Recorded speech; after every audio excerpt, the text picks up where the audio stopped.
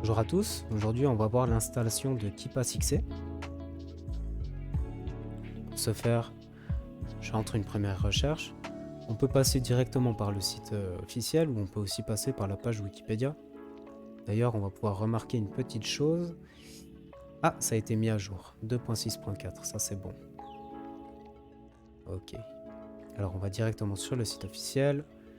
Ici on peut le télécharger pour Windows. Et puis il va falloir faire attention à 2-3 choses. Avant ça, on voit que KeePass est téléchargeable autant pour Linux, macOS ou Windows. Et ici on peut inspecter le code source. Les versions portables sont destinées à être installées sur des clés USB ou des supports externes. Et les versions ici sont destinées à être installées sur votre machine principale. Alors nous, c'est ce qu'on va faire. Avant ça, il faut que vous vérifiez si votre système tourne en 32 bits ou 64 bits.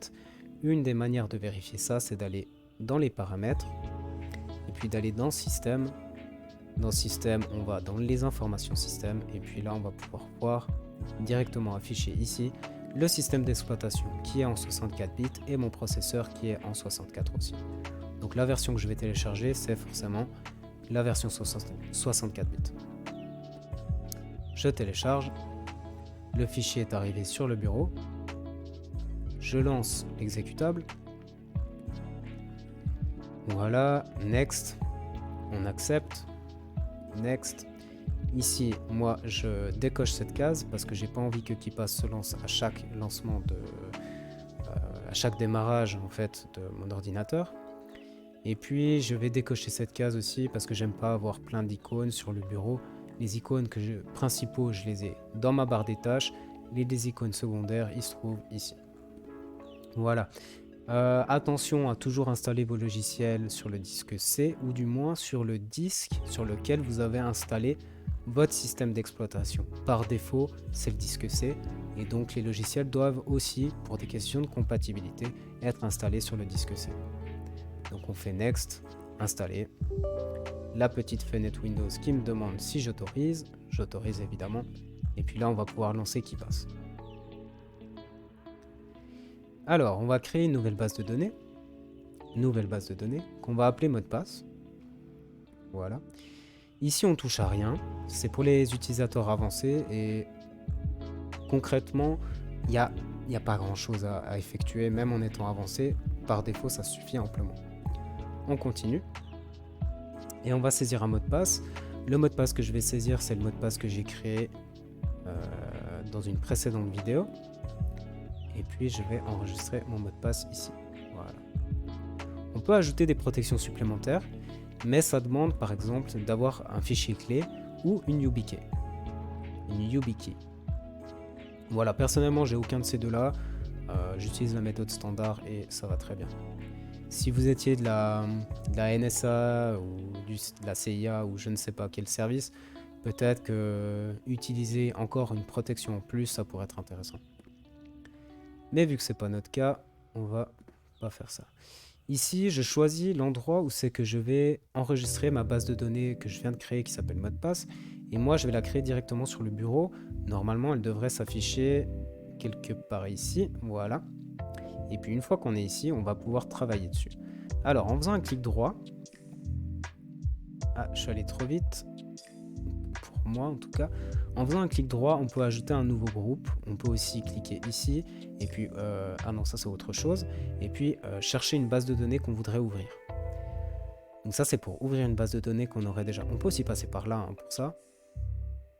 Voilà, importer, exporter, ouvrir une base de données récente, etc. Ici, donc, un clic droit sur la racine pour créer un nouveau groupe. On va créer un groupe qui s'appellera Mail, avec un icône d'enveloppe. C'est parfait. Et la suite, ce sera de créer une nouvelle entrée. Alors, je crée une nouvelle entrée que j'appelle ProtonMail. Voilà. Le nom d'utilisateur, ce sera prénom.nom protonmail.com et puis ici on va pouvoir générer un mot de passe. C'est la partie la plus intéressante, on va juste le faire après. D'abord je vais inscrire l'URL en fait du site web de ProtonMail. Voilà. Et puis on va créer un mot de passe. Alors, je crois que je l'ai expliqué précédemment, mais il faudrait avoir 18 caractères. 18 caractères, ça vous permet d'avoir une entropie qui sera normalement le plus souvent excellente.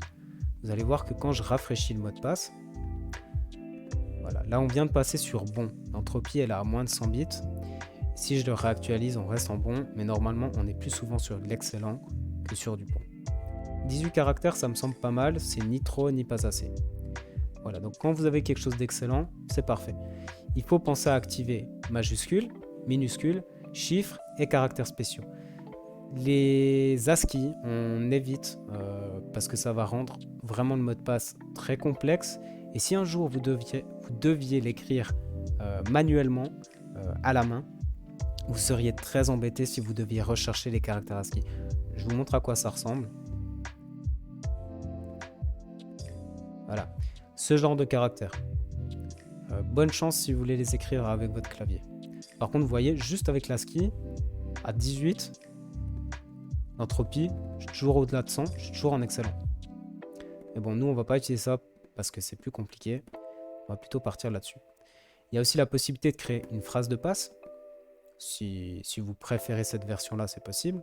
Sandfish, licking the ringly pork. Enfin voilà, c'est aussi possible de faire ça comme ça.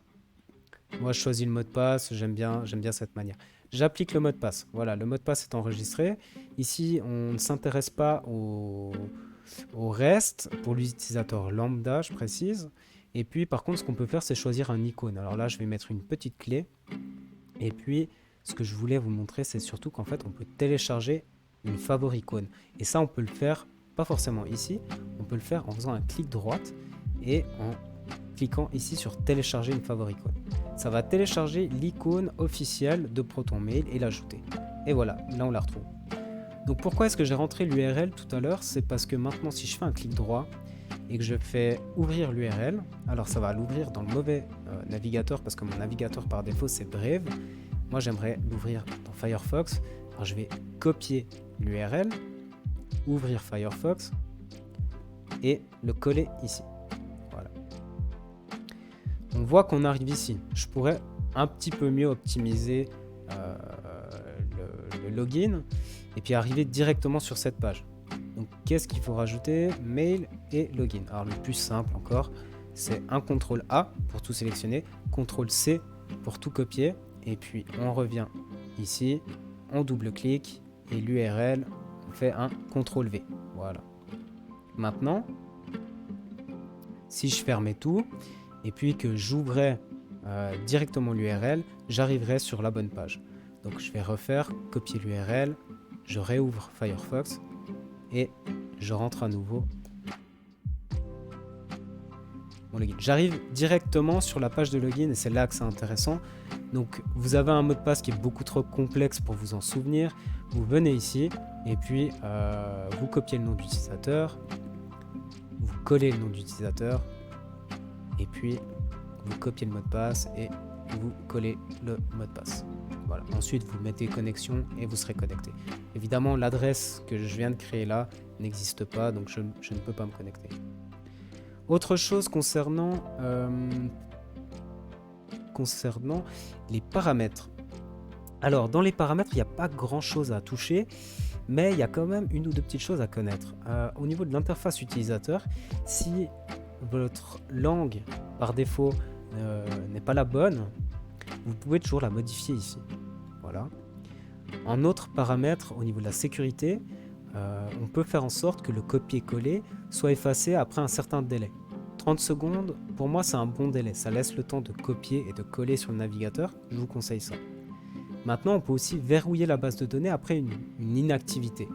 Alors ça, c'est pour les gens qui sont peut-être un petit peu tête en l'air, qui oublieraient qu'ils ont leur coffre-fort avec toutes leurs données qui est ouvert et accessible à tous.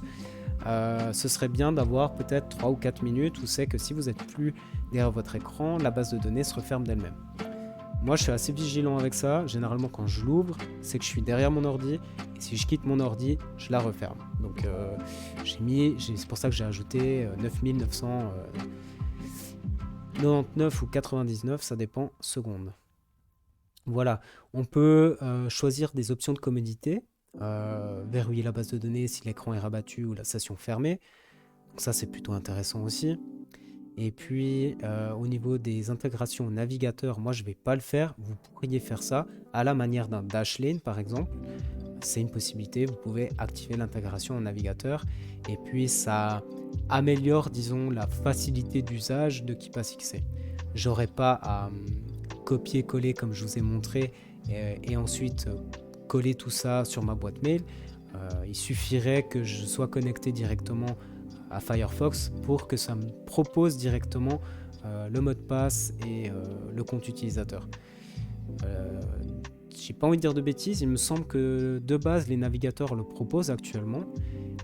Malheureusement les navigateurs, je pense que c'est pas forcément le meilleur endroit où stocker ces mots de passe. Et puis passer par un tierce, je pense pas non plus que ce soit la meilleure manière pour conserver ces mots de passe. Donc voilà, là on a terminé à ce niveau-là, au niveau des paramètres. Et puis, une chose encore importante à préciser, le mot de passe maître, donc le mot de passe qui est ici, c'est vraiment le mot de passe, il faut vous imaginer, vous êtes en face de votre coffre-fort. Dedans, il y a tous vos biens. Si vous perdez un seul de ces biens, vous avez tout perdu. Enfin, vous pouvez tout perdre. Donc, l'accès à votre coffre-fort, il doit être vraiment sécurisé, donc vous devez avoir un mot de passe qui est vraiment fort. Et pour qu'il soit vraiment fort, il y a une des manières les plus simples, c'est de créer une phrase comme celle-ci, et puis ensuite de choisir différents paramètres. Par exemple, j'ajoute une majuscule pour chaque première lettre du mot. Donc le L sera un L majuscule, le C sera un C majuscule, le S un S majuscule. Voilà. Pour la dernière lettre du mot, le E ou le N ou le E, on va la mettre en minuscule. On va modifier le E qui deviendra un 3, le A deviendra un arrobase, et le premier espace devient une étoile, et le dernier espace devient un $. Voilà. Alors là, j'avais ajouté encore des choses. Hop, ça n'aurait pas dû être là, mais voilà, ça a été ajouté. Là, si vous voulez, vous pouvez noter par exemple cette phrase sur un petit morceau de papier, mais le reste, ça, il ne faut pas que ce soit écrit quelque part. Il ne faut clairement pas que ce soit écrit quelque part. Et l'idée, c'est que quand vous êtes là, vous ne voyez pas votre mot de passe, mais vous savez que chaque première et dernière lettre sera, la première lettre sera une majuscule, la dernière lettre une minuscule, que les E, vous les remplacez par des 3. Donc là, on continue. C'est N. J'ai oublié, le premier espace, c'était une étoile. Alors si j'arrive à faire l'étoile, c'est mieux. Voilà. Ensuite, qu'est-ce qu'on avait? S majuscule 3 parce que c'est un E. P majuscule R. D majuscule S. L majuscule. Ensuite, on a A, c'était un arrobase. Ensuite, C majuscule et E. Donc E, c'était un 3. J'ai oublié quelque chose, c'est que avant le dernier mot, le dernier espace, on ajoutait un $. Voilà. Et là, on retrouve le même mot de passe. Donc, l'idée, c'est d'avoir ça en tête pour que vous n'ayez pas besoin d'avoir ça qui soit affiché quelque part. Ce serait une énorme faille de sécurité, d'ailleurs, d'avoir ces informations-là qui sont stockées sur votre ordinateur ou sur un morceau de papier. Vous devriez avoir seulement cette phrase. Et vous rappelez que vous remplacez le premier espace par une étoile, le dernier espace par un $, les E par des 3, les A par des arrobases et les premières lettres de chaque mot, c'est des majuscules et les dernières lettres de chaque mot, c'est des minuscules. Voilà. Si vous savez ça, normalement, vous pouvez refaire votre mot de passe. Mais quelqu'un qui tombe là-dessus, il lit le chien saute par-dessus la clôture, il serait bien embêté pour pouvoir accéder à votre coffre-fort. Il ne pourra rien faire. Donc attention à ça. Et puis ensuite, le plus important, c'est de faire une sauvegarde. Là, je vais fermer KeePass. Ici, on a notre fichier. Notre fichier, il contiendra au fur et à mesure que vous allez l'agrémenter, il va contenir beaucoup de données. Le mien, par exemple, contient toutes mes adresses mail et tous mes mots de passe. Il contient mon adresse de banque, mes mots de passe de la banque. Il contient, qu'est-ce qu'il contient d'autre? Il contient mes mots de passe Wi-Fi. Il contient tous mes accès à tous mes sites que je consulte. Il contient vraiment une multitude d'informations, mes informations de travail, mes logins de travail. Il contient des infos personnelles, il contient vraiment toutes les choses que je dois protéger d'une fuite ou où ça pourrait être dommageable à moi ou à d'autres. Donc ce fichier-là, il est chiffré. On ne peut pas y accéder sans le mot de passe. D'où l'importance d'avoir un mot de passe fort. Le mot de passe maître doit être fort. Donc le mot de passe maître, c'est le mot de passe qui vous ouvre votre coffre-fort. Donc, ce fichier, imaginez que quelqu'un vienne sur votre ordinateur et puis simplement le supprime. Puis vide la corbeille aussi au passage. Ah, voilà, vous avez plus de données. Donc ce que je vous conseille, c'est déjà de ne pas faire ça. C'est de premièrement l'avoir donc sur votre disque, mais aussi de faire une sauvegarde. Une sauvegarde régulière de votre base de données qui se trouve là. Vous faites un copier et un coller simple.